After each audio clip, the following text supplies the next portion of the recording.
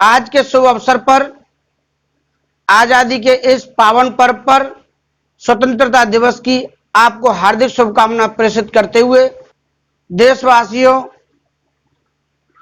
क्षेत्रवासियों को जय भीम नमोद्धा करता हूं, जय हिंद, जय भारत करता हूं, प्रणाम करता हूं, नमन करता हूं, अभिनंदन करता हूं।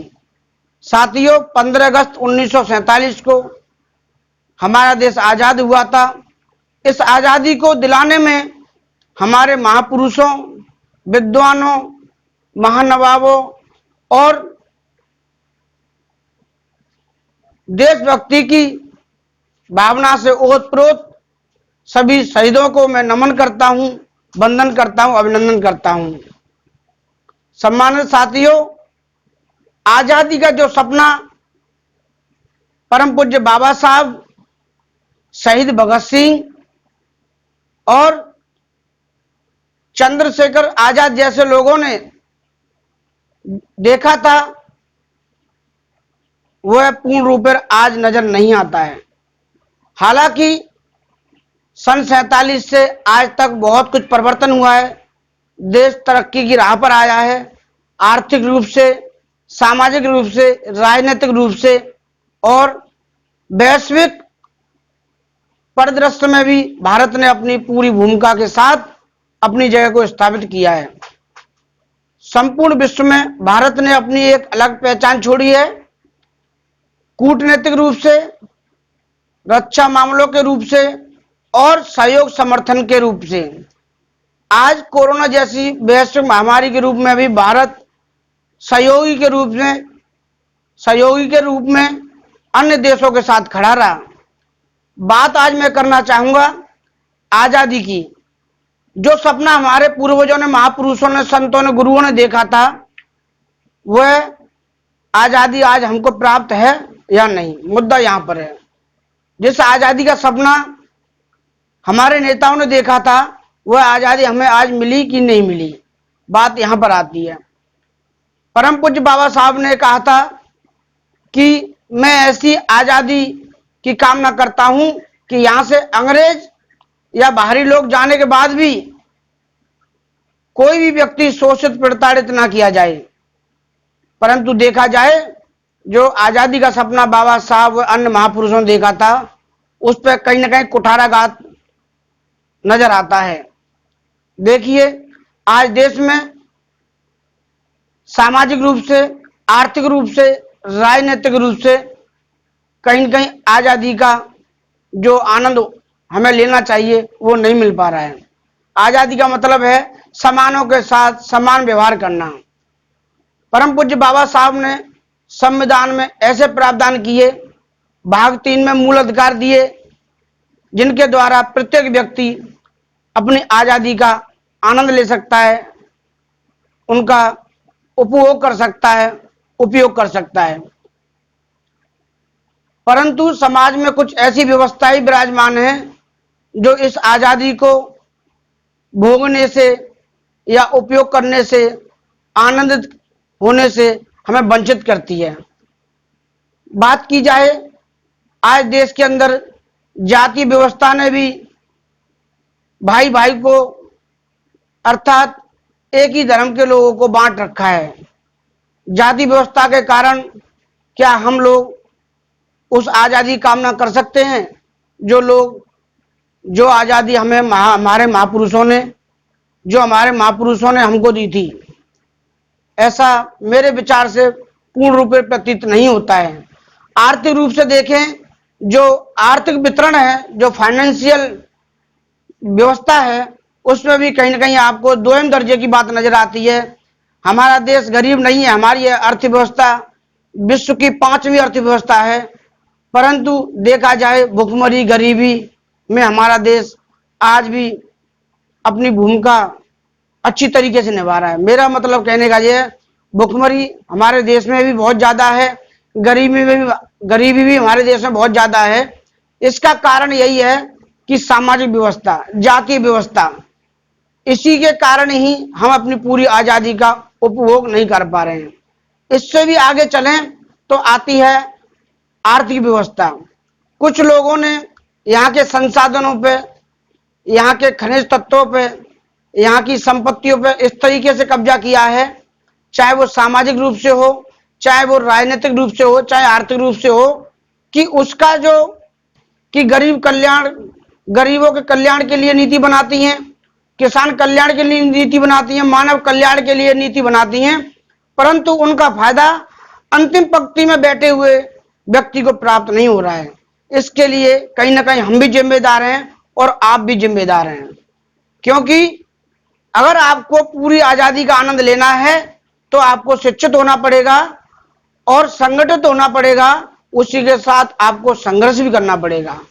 वर्तमान में आप देख रहे होंगे किस तरीके से देश में हालात हैं कि अपनी छोटी छोटी बातों को मनवाने के लिए सड़कों पर महीनों रहना पड़ता है, भूख प्यास से जूझना पड़ता है।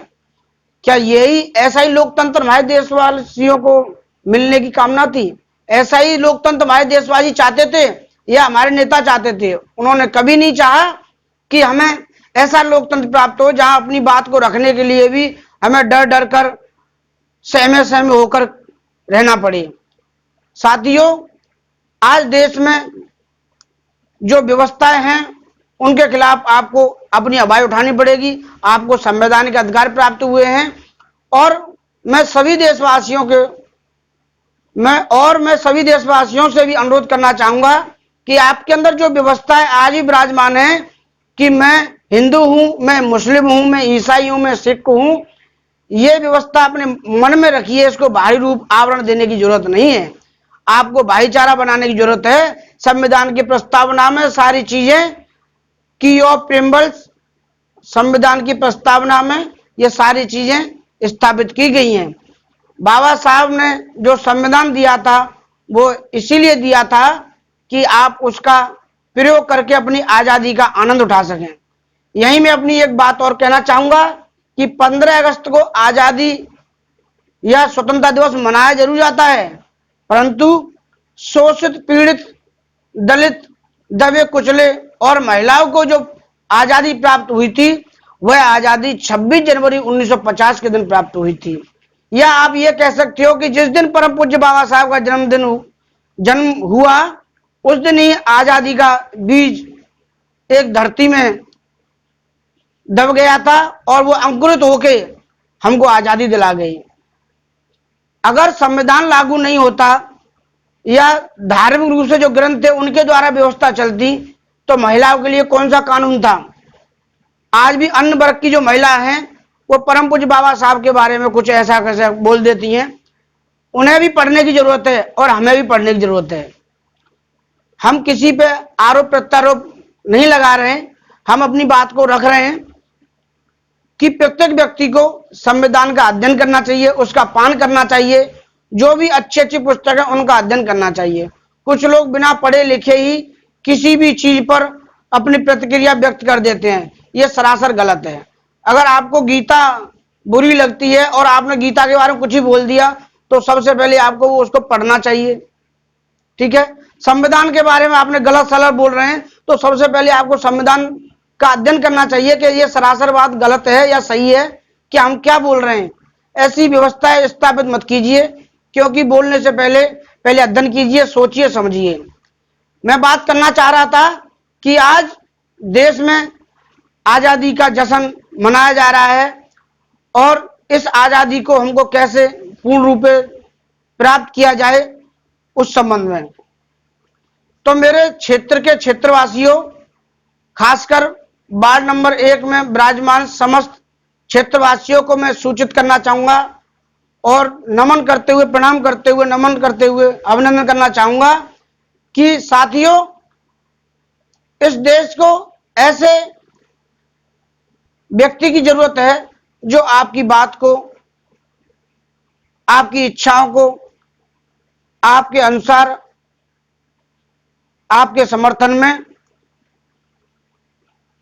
आपके हित के लिए शासन प्रशासन से अच्छी तरीके से लड़ सके, उनसे अपनी बात को रख सके। मैं देश के संबंध में कह रहा हूं, परंतु यह क्षेत्र पर भी लागू होती है कि अपने क्षेत्र में अपना नेता ऐसा पैदा करो जो आपके लिए, आपके हित की बात को शासन प्रशासन के समक्ष रख सके।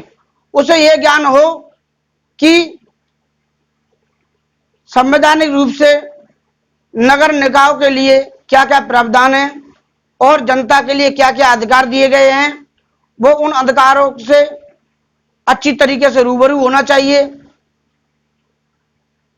ताकि आपके लिए कुछ अच्छा कर सके। जनता का प्रतिनिधि शिक्षित, योग्य और सुचारू रूप से संवाद करने वाला होना चाहिए। यदि आप किसी ऐसे व्यक्ति का चुनाव कर लेते हो जो आपके हित की बात नहीं कर सकता, आपके समर्थन में खड़ा नहीं हो सकता, या आपके बच्चों के भविष्य के बारे में नहीं सोच सकता, तो आप समझिए कहीं न कहीं इस व्यवस्था के गुनहगार हम भी हैं।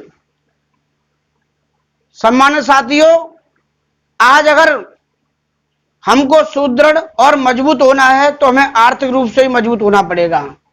ये रोना रोने से कभी भी हमारी तरक्की नहीं होगी कि हम तो गरीबी पैदा हुए, गरीबी भी मर जाएंगे, ऐसा नहीं है।